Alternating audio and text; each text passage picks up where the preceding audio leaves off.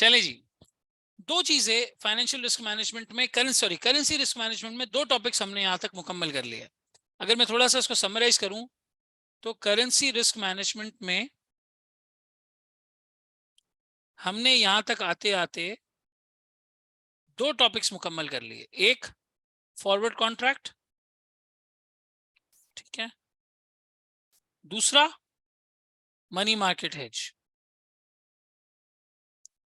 ऐसा ही है? बिल्कुल सर, ऐसा ही है। अब जो तीसरी चीज हमें यहाँ पे स्टार्ट करनी है, या जो तीसरा एलिमेंट हमने यहाँ पे स्टार्ट करना है, उसका नाम है करेंसी फ्यूचर्स। क्या नाम है उसका? Currency futures. करेंसी फ्यूचर्स अब हमें स्टार्ट यहाँ पे basically, this is the next topic. इसके बाद हम करेंसी ऑप्शंस देखेंगे। तो ये तीसरा टॉपिक है। और ये अगर कोई कहता है ना कि फॉरेक्स मुश्किल है मुश्किल है मुश्किल है, तो वो मुश्किल यहाँ से शुरू होती है। अगर कोई कहता है, मैं नहीं कहता, समझ में आ जाता है आराम से, टेंशन नहीं है। तुम कहते हो, पढ़ा है तुमने पहले, यहीं से इसका जादू जो है वो शुरू होता है। यहाँ पर आप कहते हैं अरे ये क्या किया, ये कैसे हो गया अचानक से। तो फ्यूचर्स को बड़ा अच्छे से, बड़ा ध्यान से, बड़ा फोकस के साथ जो है वो समझने की कोशिश करना, ठीक है। सर क्या होता अगर कोई हेजिंग ना होती? हम क्या करते हैं, हम सिंपल नॉर्मल तरीके से जो है वो नमाज ब्रेक किसी ने लिखा है, टेंशन नहीं लो, 6 बजे तक क्लास है, उसके बाद नमाज ही नमाज पढ़ना, मसला नहीं है। हाँ जी जी, यहाँ तक हमारी बात हुई कि भाई अगर कंपनी को हेज ही नहीं करना होता तो कोई टेंशन ही नहीं होती। हर वक्त पैसे अवेलेबल हैं, पेमेंट भी हेज करनी है, हर वक्त जो है वो रिसीट अवेलेबल है, रिसीट भी हेज नहीं करनी है। लेकिन हम एक आइडियल वर्ल्ड में इस तरह के नहीं रहते। हेज तो हमें करना होता है, ठीक है, बिल्कुल करना होता है। पहला तरीका फॉरवर्ड कवर का। फॉरवर्ड कवर में आप किसके मोहताज हो? बैंक के। अगर बैंक आपको अपनी मर्जी का रेट नहीं दे रहा तो मैक्सिमम आपके पास क्या रास्ता है? Money market hedge. Money market hedge में भी 10 मसाइल हैं। इधर से बोरिंग करो, उधर डिपॉजिट करो, उधर से बोरिंग करो, इधर डिपॉजिट करो, बीच में करेंसी कन्वर्ट करवाओ, बहुत सारे इश्यूज हैं। और हर दफा आपकी मर्जी का रेट क्या आपको मनी मार्केट हेज में मिलेगा? हर दफा आपको क्या फॉरवर्ड में मनी अपनी मर्जी का रेट मिलेगा? नहीं sir. Mostly used technique of hedging है तो फॉरवर्ड कॉन्ट्रैक्ट ही, लेकिन एक तरीका ये भी है करेंसी फ्यूचर्स का। अब सर करेंसी फ्यूचर्स क्या चीज होती है, इसको थोड़ा सा समझने की यहाँ पे कोशिश करना, ठीक है। सर दिस इज पार्टी ए, ठीक है। यहां पर आपके पास बीच में एक बॉडी बनी हुई है, इस बॉडी का नाम है फ्यूचर्स एक्सचेंज। क्या नाम है? Futures exchange. और फ्यूचर्स एक्सचेंज के दूसरी तरफ हमारे पास एक और पार्टी मौजूद है,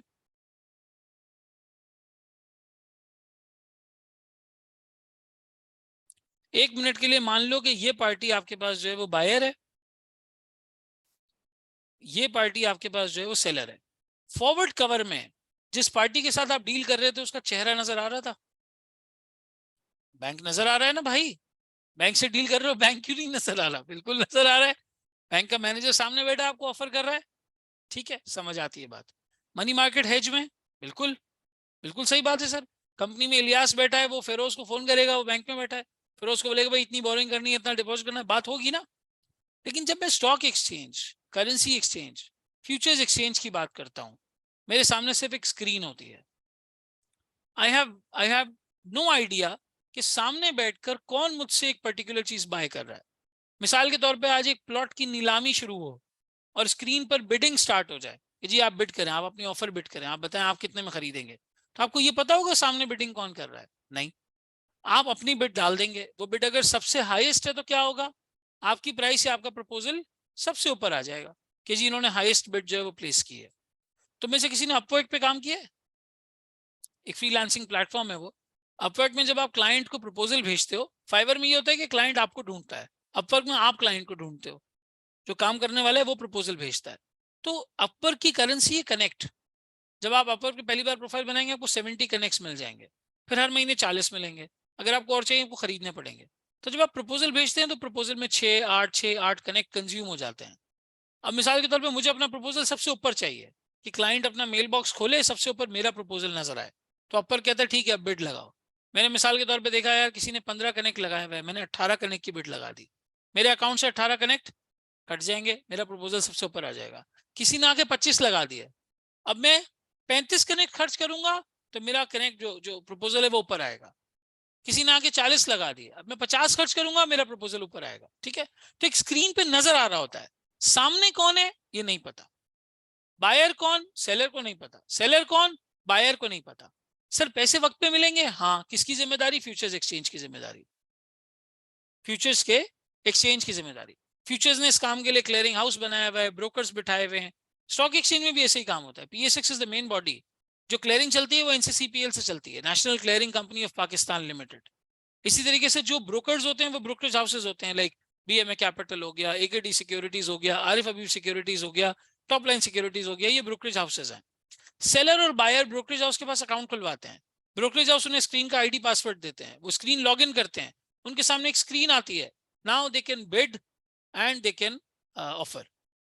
ये वहां पे बाय सेल का स्क्रीन इस तरीके से कैलकुलेट करके दिखा सकते हैं कि जी इनकी बिड आई, इनकी ऑफर आई, ये सारी चीजें वहां पे ऑपरेट हो रही होती हैं। कितने का बायर आया, कितने का सेलर आया, मुझे नाम नहीं पूछना कि सामने कौन है। जिम्मेदारी के पैसे मुझे वक्त पे मिलेंगे, किसकी है, फ्यूचर्स एक्सचेंज की। जो पार्टी पेमेंट साइड पे होती है, फ्यूचर्स एक्सचेंज वाला फौरन क्लियरिंग वाले को बोलता है कि भाई इस ब्रोकर को बोलो अपनी पार्टी से पैसे लेके रखे। यानी मिसाल के तौर पे मैं अगर टॉप लाइन सिक्योरिटीज के थ्रू काम कर रहा हूं और मेरी पेमेंट निकलती है, तो टॉप लाइन मुझसे पहले से सिक्योरिटी डिपॉजिट ले चुका होगा। क्यों ले चुका होगा, क्योंकि उससे पीछे एनसीसीपीएल ने ये इंस्ट्रक्शंस दिए हैं। एनसीसीपीएल ने क्यों दिए हैं, क्योंकि पीछे पीएसएक्स ने ये इंस्ट्रक्शंस दिए हैं।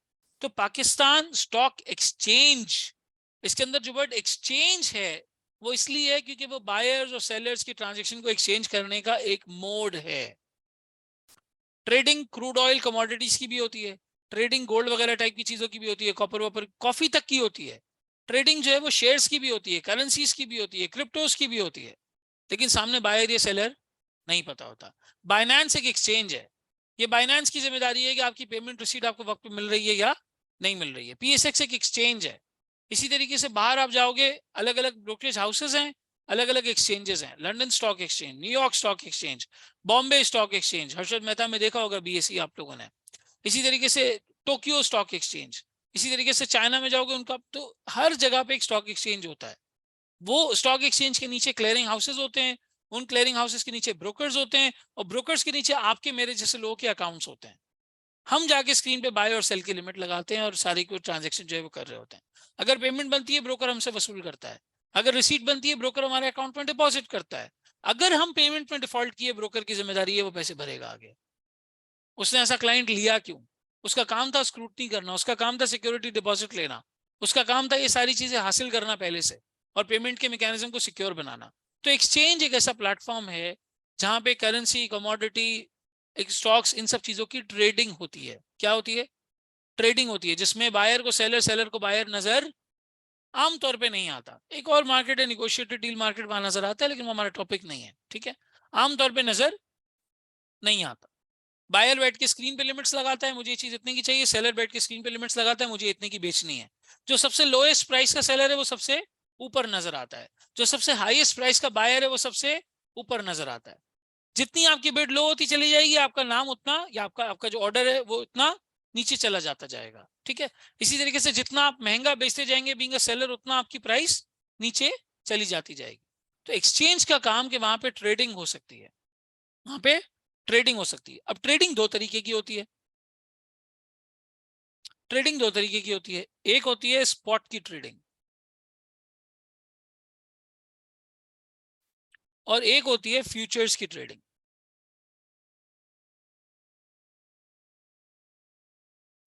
सर स्पॉट की ट्रेडिंग का मतलब क्या है, स्पॉट की ट्रेडिंग का मतलब है एट द मोमेंट,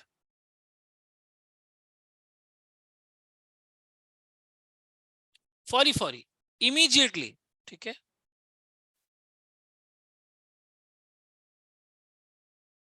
इमीडिएटली आप यहां पे बाय करते हैं, इमीडिएटली यहां पर सेल हो जाता है। या यूं कह लो, रादर इसके लिए बेहतर वर्ड ये होगा, बाय और सेल की जगह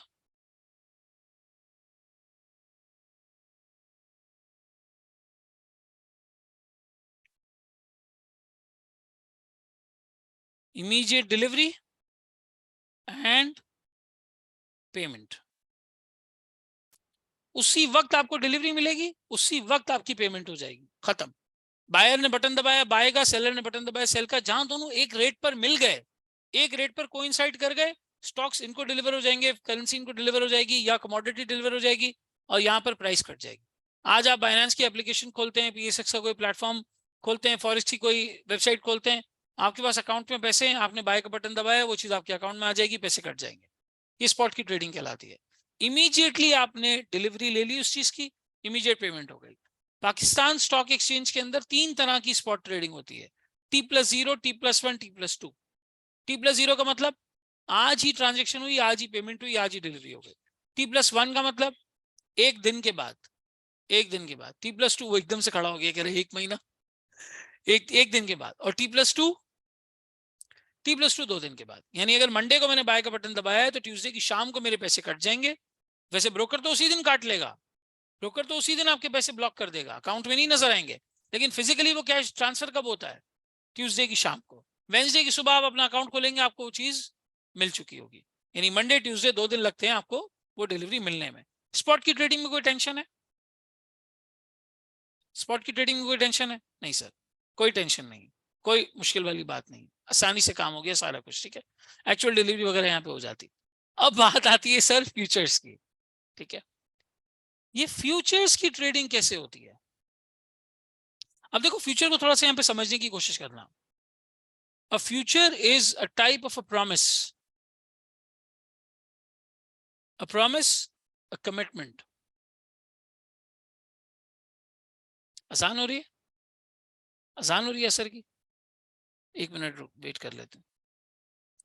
अब थोड़ा सा इसको समझना। फ्यूचर का केस क्या होता है? फ्यूचर का केस ये होता है कि इसमें एक प्रॉमिस या कमिटमेंट ट्रेड होता है। कोई प्रॉमिस ट्रेड किया जाता है या कोई कमिटमेंट ट्रेड किया जाता है। मिसाल के तौर पे मैं आज अगर अपनी बात करता हूं, मुझे आज से 3 महीने के बाद, 3 महीने के बाद $1000 की करेंसी खरीदनी है, $1000 मुझे परचेस करने हैं आज से 3 महीने बाद, ठीक है। मेरे पास एक ऑप्शन क्या है? फॉरवर्ड। एक क्या है? फ्यूचर। तीसरा, सॉरी, मनी मार्केट है। तीसरा ऑप्शन है करेंसी फ्यूचर्स। अब करेंसी फ्यूचर कैसे काम करेगा? मैं स्क्रीन पे जाऊंगा और स्क्रीन पे जाके देखूंगा कि क्या यहाँ पे कोई फ्यूचर्स का कॉन्ट्रैक्ट ट्रेड हो रहा है। किस तरीके से? सर यहाँ पे I am standing over here, आज टाइम 0 के ऊपर, ठीक है। आज से 3 महीने के बाद मुझे यहाँ पे बाय करने कितने? 1000 USD। और जो मेरा रिस्क है वो क्या है? रिस्क ये है कि सर जो रेट है वो क्या ना हो जाए, वो इंक्रीज ना हो जाए, मुझे डर लग रहा है। एक तरीका फॉरवर्ड का, एक मनी मार्केट एज का। तीसरा तरीका क्या है कि मैं आज टाइम 0 पे, मिसाल के तौर पे 1 जनवरी ले लो इसको, 1 जनवरी के ऊपर बाय करता हूं फ्यूचर्स को। और 1 जनवरी के बाद 3 महीने के बाद, यानी कि जनवरी, फरवरी, मार्च, 31 मार्च को मैं इन्हीं फ्यूचर्स को सेल कर देता हूं, इन्हीं फ्यूचर्स को सेल कर देता हूं। मिसाल के तौर पे एक पर्चा समझ लो इसको, या एक कॉन्ट्रैक्ट समझ लो, एक डिजिटल कॉन्ट्रैक्ट होता है।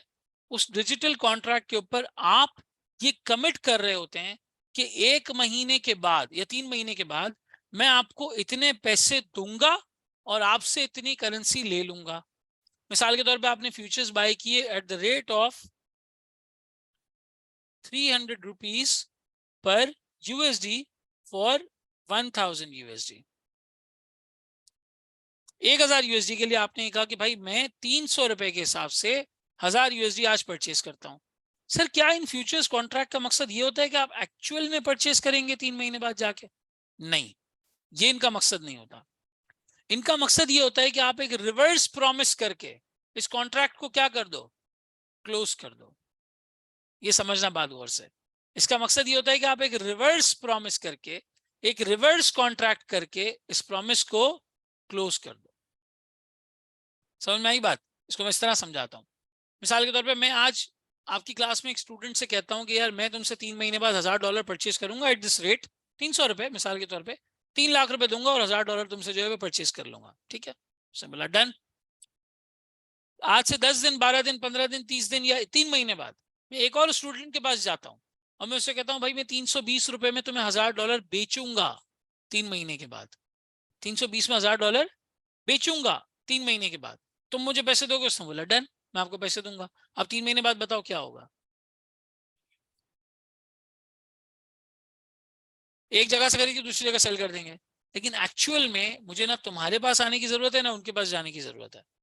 ब्रोकर मेरी इस ट्रांजेक्शन को क्या कर देगा, सेटल कर देगा, और 3 महीने के बाद मेरे अकाउंट में 20,000 रुपए गिरा देगा, मेरे अकाउंट में 20,000 रुपए गिरा देगा। ये कहलाएगी सेटलमेंट ऑफ द कॉन्ट्रैक्ट, कि कॉन्ट्रैक्ट सेटल हो गया। यहां मिसाल के तौर पे हम ले लें एट द रेट ऑफ 320 रुपए पर यूएसडी फॉर 1000 यूएसडी। सर मुझे पे कितना करना था, मुझे पे करना था 3 लाख। मुझे रिसीव कितना करना है, 320। गेन कितना हो गया मुझे यहाँ पे, 20,000 का। ये गेन मेरे अकाउंट में,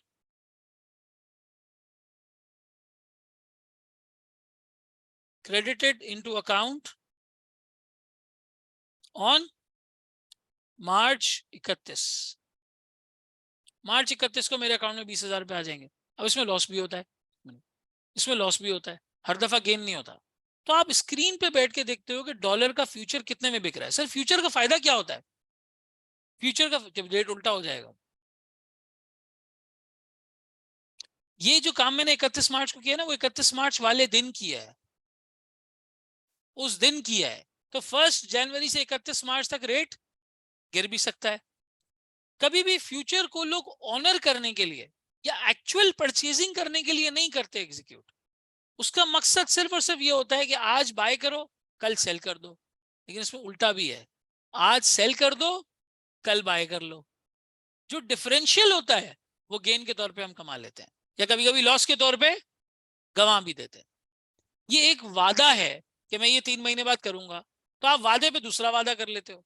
एक प्रॉमिस करते हो कि मैं बाय करूंगा, दूसरा प्रॉमिस करते हो कि मैं सेल करूंगा। ये कॉन्ट्रैक्ट आपस में क्या हो गया, कैंसिल हो गया। जब ये कॉन्ट्रैक्ट्स आपस में कैंसिल हो जाते हैं तो ब्रोकर देखता है आपको गेन हुआ या लॉस हुआ दोनों वादों के ऊपर।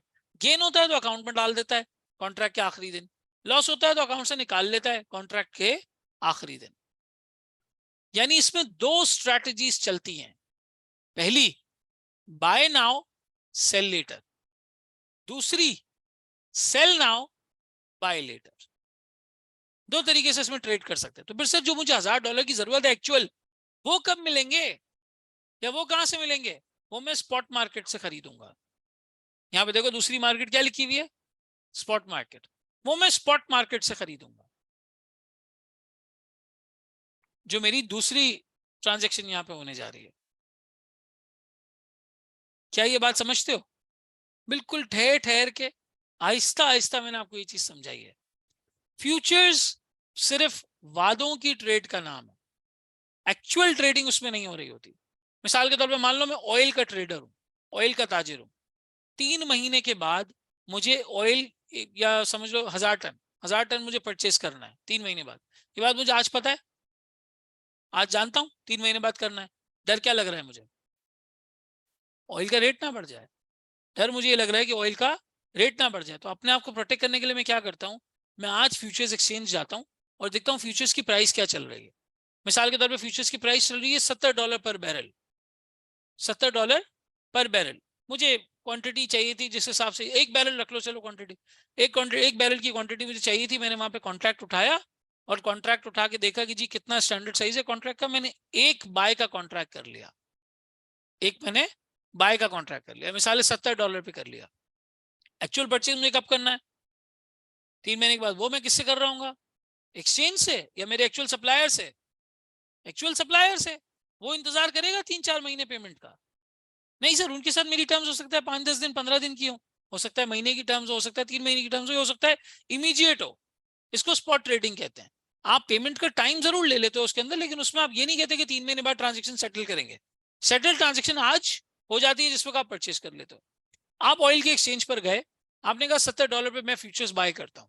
अब 2 सूरतें हाल होंगी, या तो ये फ्यूचर्स का रेट 70 से 65 हो जाएगा, उस केस में आपको क्या होगा, यहाँ पर सर नुकसान हो सकता है।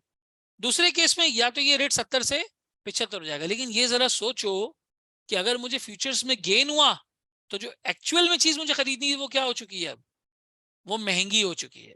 $70 से अगर रेट 75 पर गया, 75 पर गया, तो एक्चुअल मार्केट में भी तो चीज महंगी हुई होगी। सर फ्यूचर्स का रेट हमेशा स्पॉट के हिसाब से चलता है। फ्यूचर्स का रेट हमेशा किसके हिसाब से? स्पॉट के हिसाब से चलता है।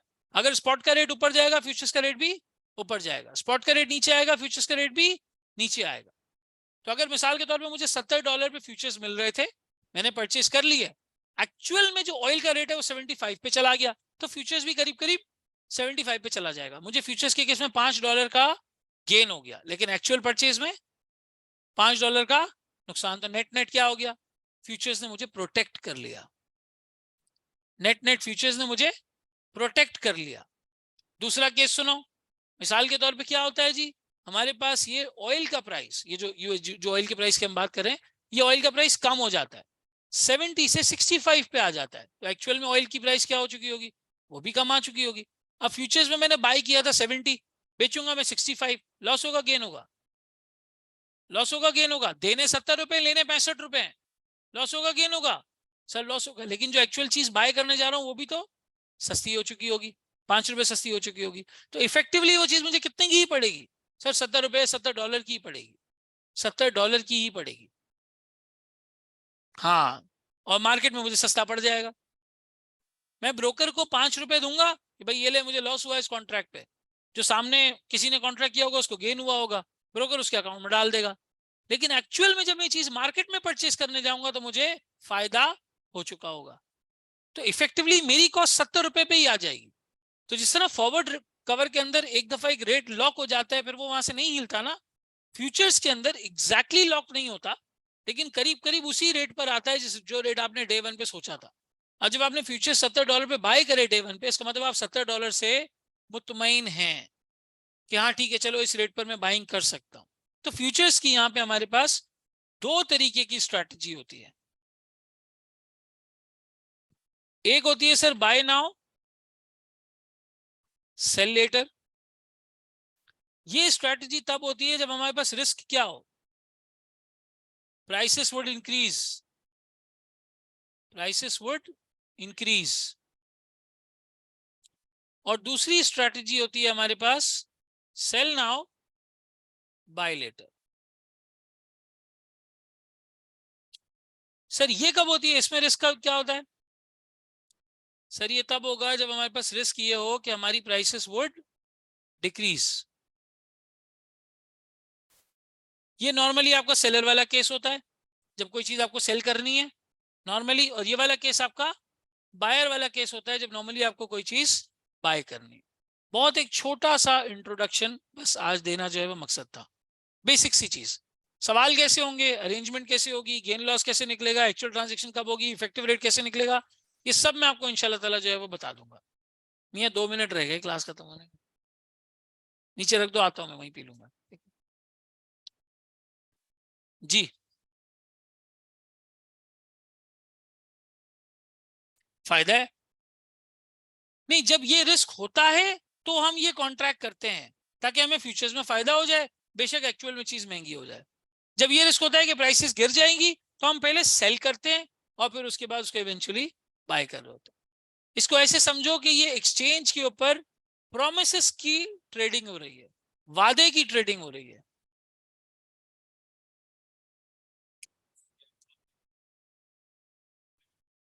हाँ हाँ,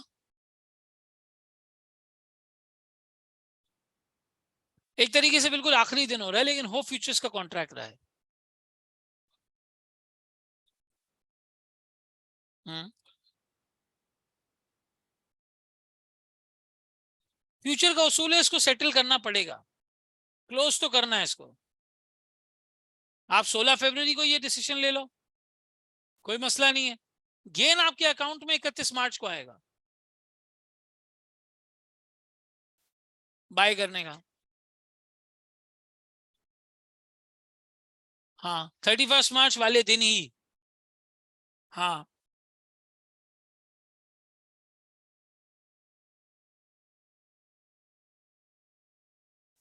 हाँ हाँ, जो भी उस दिन का रेट चल रहा होगा उस पे करोगे। स्क्रीन पे लॉस भी हो सकता है भाई, बिल्कुल हो सकता है। हाँ, कम हो गया तो लॉस हो जाएगा कि बाय महंगा किया और बेचा जो है सस्ता। हमेशा बाय क्या करना है, लो, सेल क्या करना है, high. Buy low sell high, याद रखो, we always buy low and sell high. अगर प्राइसेस नीचे जा रही है किसी चीज की और आपको गेन कमाना है उसमें, तो आप पहले सेल करो, बाद में बाय कर लो। इसको शॉर्ट करना कहते हैं। जब आप पहले बाय करते हो बाद में सेल करते हो, उसको लॉन्ग करना कहते हैं। जब आप पहले सेल करते हो बाद में बाय करते हो, उसको शॉर्ट करना कहते हैं। बहुत डिटेल में हम ये टॉपिक पढ़ेंगे इंशाल्लाह, कोई इसी मसले वाली बात नहीं है। एक बेसिक आइडिया देना मकसद था, ताकि आप सैटरडे संडे इसके बारे में सोच कर आए और फिर मंडे वाले दिन हम क्लास में इसको आगे कंटिन्यू करें। अच्छा भाई, मत सोचना, कोई मसला नहीं है यार, ये इतना घूर रहा है, मुझे कह रहा है सर आप क्या सोचने की बातें कर रहे हैं।